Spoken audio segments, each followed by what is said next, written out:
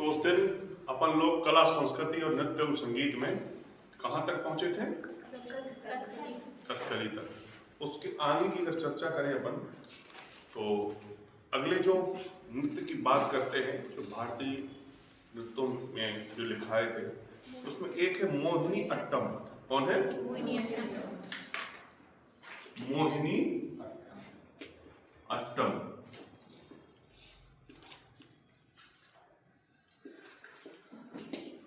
मोहिनी अट्टम, इसका वैसे तात्पर्य होता है सुंदर महिला।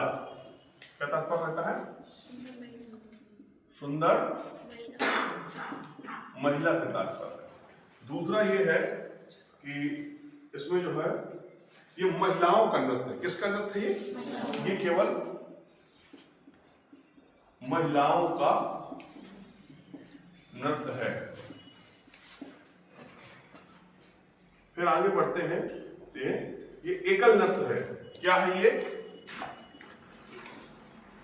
एकल नृत्य है। क्या है ये? एकल नृत्य है। और वर्तमान में केरल के त्रावणकोर के शासकों का अधीन मिली है। ये जो है कहां पर? केरल। वर्तमान जो समय है केरल में एक त्रावणकोर नाम की जगह है। कौन सी? त्रावणकोर। यहाँ के शासकों के अधीन जो इसकी विकसित हुआ है पूर्ण रूप से। और यहीं से इसको क्या मिली है? प्रसिद्धि मिली। कहां से मिली इसको? केरल के सर्व शासकों के अधीन यहीं से इसको प्रसिद्धि मिलती है। और इसके जो है एक प्रसिद्ध मलयालम कवि हैं वीएन कल्याणी। उन्होंने इसका साथ मिलकर इसका पुनरुत्थान किया।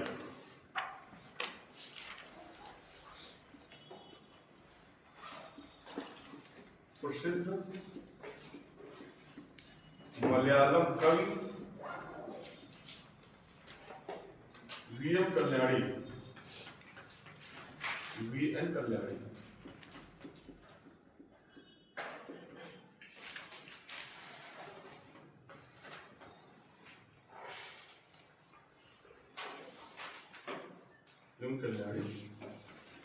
अम्मा के साथ मिलकर इसका पुनरुद्धार किया है। और प्रसिद्ध कवि कलाकारों में अगर जानेंगे तो सुनंदा नायर का नाम आता है। क्या आएगा?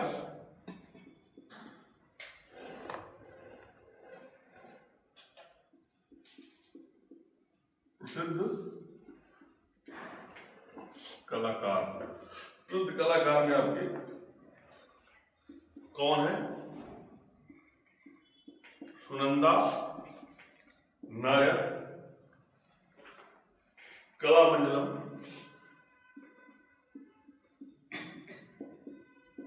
और क्षेमवती माधुरी।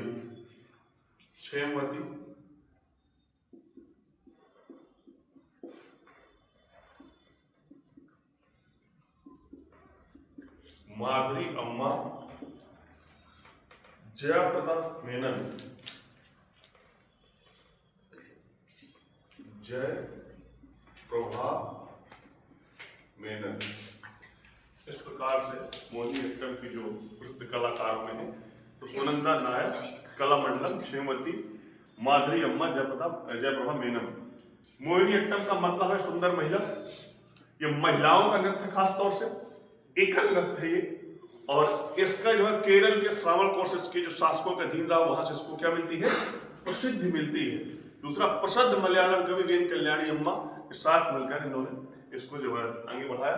प्रसिद्ध कलाकारों में सुनंदा नायर, कलामंडलम, क्षेमवती, माधुरी अम्मा एवं जयप्रभा मेनन। कुछ विशेषताओं में इनके लिख लीजिए। विशेषताएं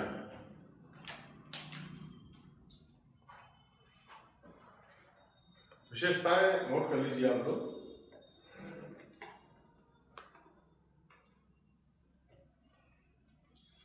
मोहिनी अट्टम कथकली के उत्साह के साथ मोहिनीअट्टम कथकली के उत्साह के साथ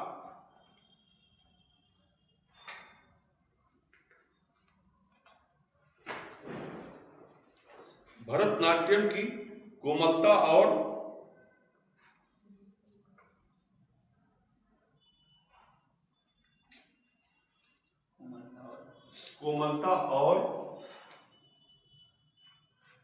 लालित्य को एक साथ प्रस्तुत करती है।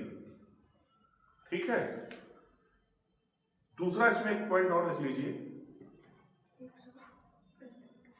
इसमें पैरों की थाप नहीं होती है। क्या होती है इसमें? पैरों की थाप नहीं होती है।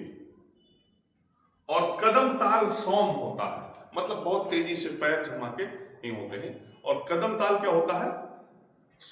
सौम होता है, धीरे से, सरल होता है।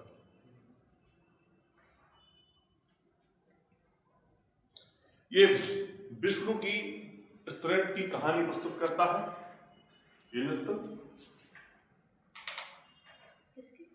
विष्णु की कहानी प्रस्तुत करता है।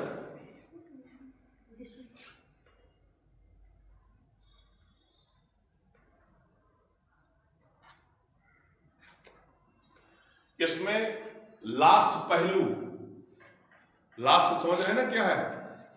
जो दो नृत्य होते हैं, तांडव और लाश। तो इसमें लाश पहलू,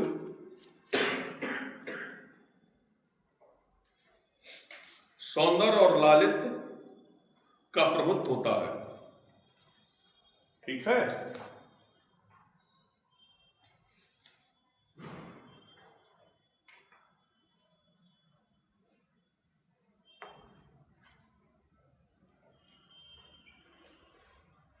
सौंदर्य और लालित्य का प्रभुत्व होता है।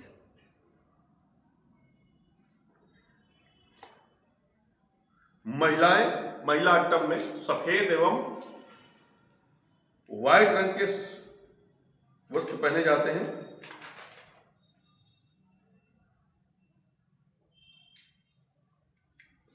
सफेद एवं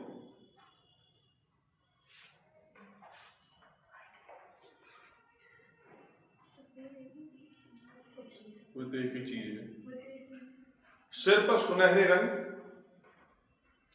की पगड़ी कैपा लगाया जाता है।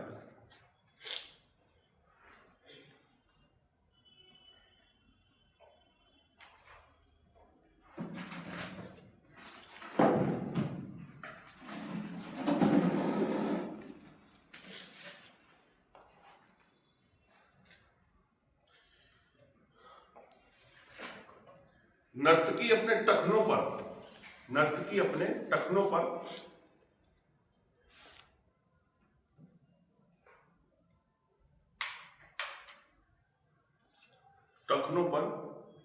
घंटियों अर्थात घुंघरू का पट्टा पहनती है। नर्तकी अपने टखनों पर घुंघरू अर्थात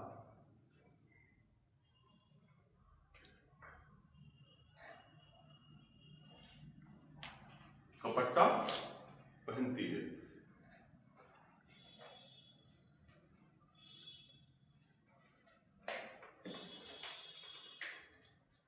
इसमें जो प्रयोग किए जाने वाले वाद्य यंत्र हैं, उन वाद्य यंत्रों में आपका वीणा, झांझ, बांसुरी आदि।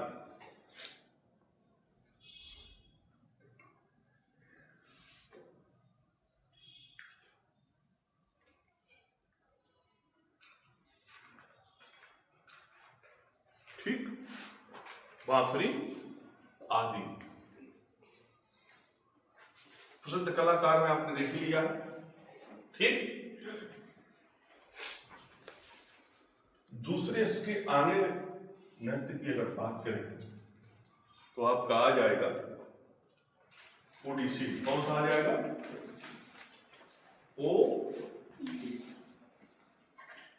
ओडिसी। खास तौर से कहां पढ़ते थे?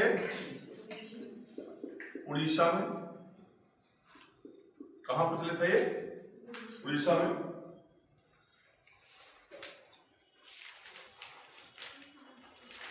इस नृत्य विधा का नाम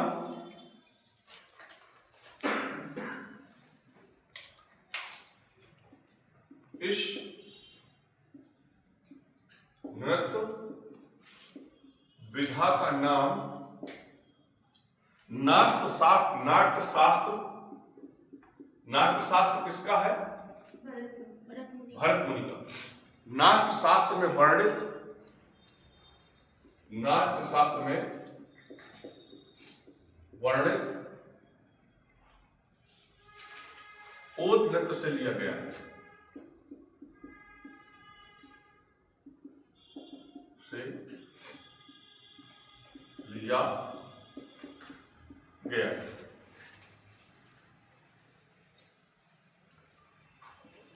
यह नृत्य मुख्य रूप से महरियों के द्वारा किया जाता है। महरियों के द्वारा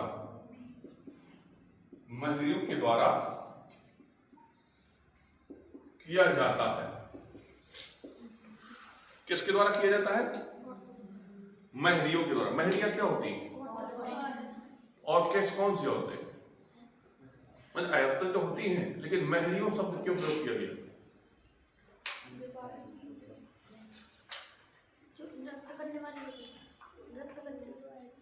नृत्य तो ठीक है, नृत्य कर रही है, लेकिन नृत्य तो महिलाएं कर रही, तो महिलाओं के द्वारा किया गया, महरियों क्यों लिखा? महरिया उन औरतों को कह देते थे जो महिलाएं घरों में जीविकोपार्जन के लिए दूसरे के घरों में काम करती थी, झाड़ू पोछन बर्तन। उनको आप एक भाषा में जैसे हम लोग कह देते हैं कि नौकरानी आई है, काम वाली दाई आई है, तो उसका एक शब्द था महरी, तो ये प्रयोग घर में आती रहती थी, महरी और ये सब करती थी। तो उनके द्वारा ये कामकाजी महिलाएं जो होती थी तो उनको महरी कहते थे। क्या कहते थे? तो ये खास तौर से क्या करता था? महरियों का नृत्य था। किसके द्वारा प्रस्तुत किया जाता था? महरियों के द्वारा।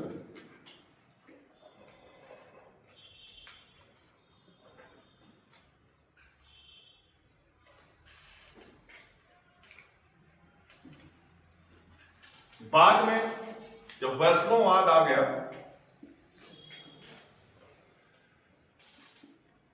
वैष्णववाद या वैष्णव धर्म के आने के बाद, वैष्णववाद के बाद महरियों की प्रथा बंद हो गई। महरियों की क्या हो गई? प्रथा बंद हो गई और यह नृत्य पुरुषों के द्वारा किए जाने लगा। यह नृत्य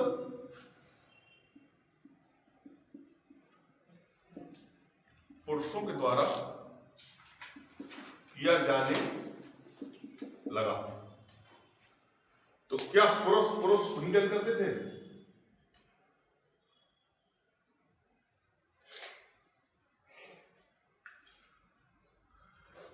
युवा लड़के, मतलब पुरुष का मतलब था युवा लड़कों को यहां भर्ती किया गया इसमें, और उनके द्वारा किया जाने लगा। उनको गोद पुआ कहा जाता था। क्या कहा जाता था? गोद पुआ। इसमें सब जो है लड़कों को भर करके और लड़कों से ही लड़के नृत्य करते थे। दूसरा, ये महिलाओं की तरह वेशभूषा धारण करते। ऐसा नहीं कि ये जो है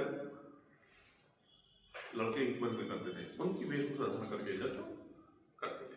ठीक इस प्रकार से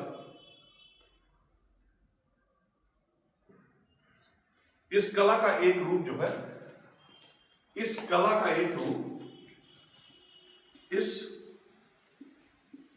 कला का एक रूप नर्तला शाही दरबारों को प्रचलित था। शाही, इस कला एक नर्तला शाही एक नृत्य है, इसी में दरबारों में प्रचलित था। कौन सा प्रचलित था? नर्तला शाही प्रचलित था।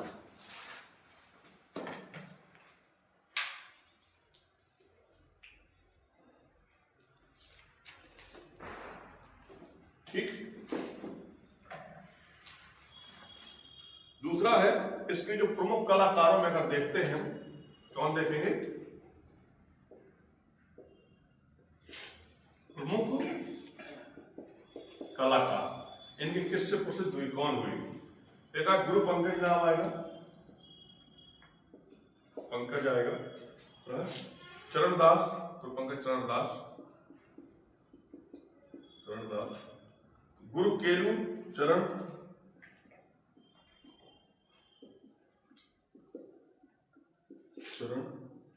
महापात्रा, सोनल मानसिंह,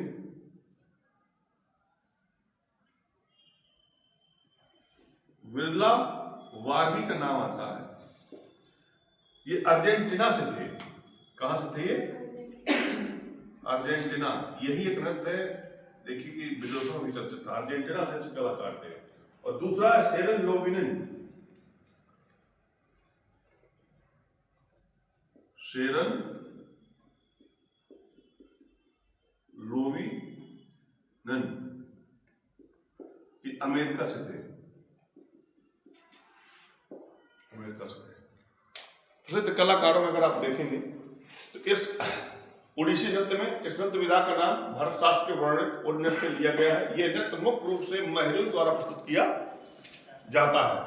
वर्षों तक के आने के बाद महरियों की प्रथा बंद हो गई, पुरुषों के द्वारा यह नृत्य किया जाने लगा। इन्हें गोद कुआ कहा गया। इस कला का एक स्वरूप नर्तनाशाही दरबारों में प्रचलित था।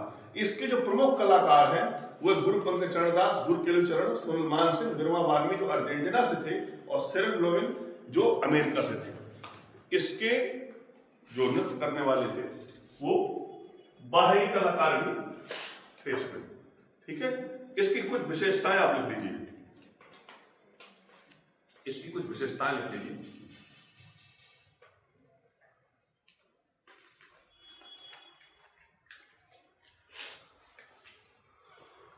ये भावनाओं को व्यक्त करने के लिए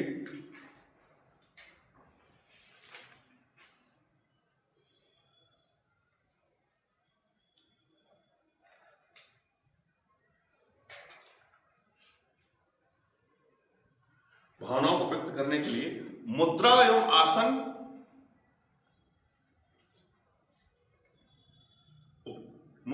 आसन के उपयोग में भरतनाट्यम के समान है।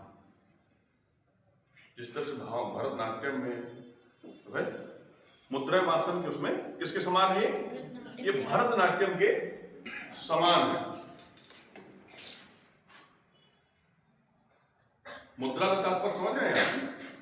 मुद्रा का तात्पर्य है कि जिस तरह से भरतनाट्यम में हाथ आए, आंखों और कमर का मोड़ना, हाथों को उठाना, चेहरे का, तो इस तरह जिस तरह से भरतनाट्यम में व्यक्त करती है, व्यक्ति अंगों के द्वारा होती है, उसी तरह से ओडिसी नृत्य में भी भाव भंगिमा, चेहरे, कमर अमर, तो ये उसी समय कुछ इसका व्यक्त किया जाता है। दूसरा इसमें एक और लिख सकते हैं आप, ओडिसी नृत्य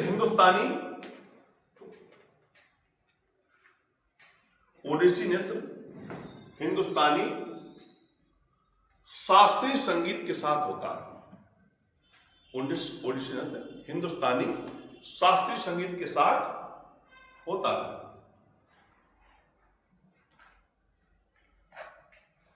इसके वाद्य यंत्रों में अगर देखेंगे,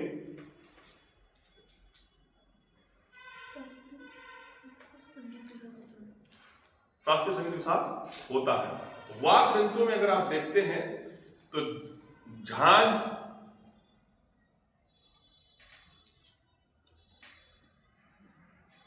पखावज, ड्रम, बांसुरी। पखावज ड्रम है, पखावज को ड्रम रूप में कह देते हैं, टाइप का होता है। हाँ, दोनों। पखावज ड्रम एक ही शब्द है।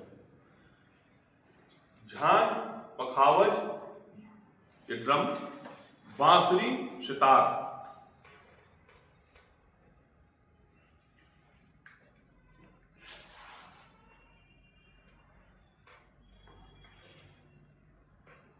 इसमें जो है देखिए जयदेव द्वारा लिखित गीत गोविंद,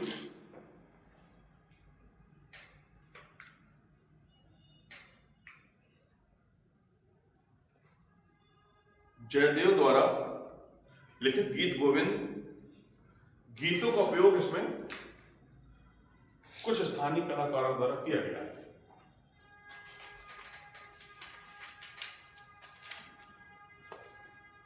जयदेव द्वारा लिखित गीत गोविंद का उपयोग कुछ स्थानीय कलाकारों के द्वारा किया गया है।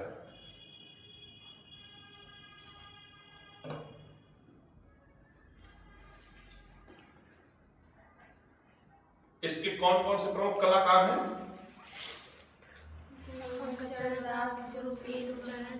सोनल मानसिंह, बिरला वाल्मी, सेरन लोग। दो चीज आप इसमें जो ध्यान रखेंगे, विदेशी कलाकार कौन कौन से हैं? बिरला वाल्मी और सेरन लोग। वो पूछा जा सकता है। नेक्स्ट पढ़ते हैं मणिपुरी। कौन सा? इसका मणिपुरी नृत्य रूप भी पौराणिक उत्पत्ति,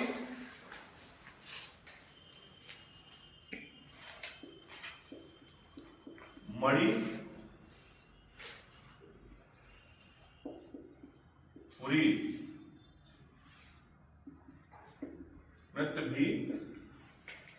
नृत्य की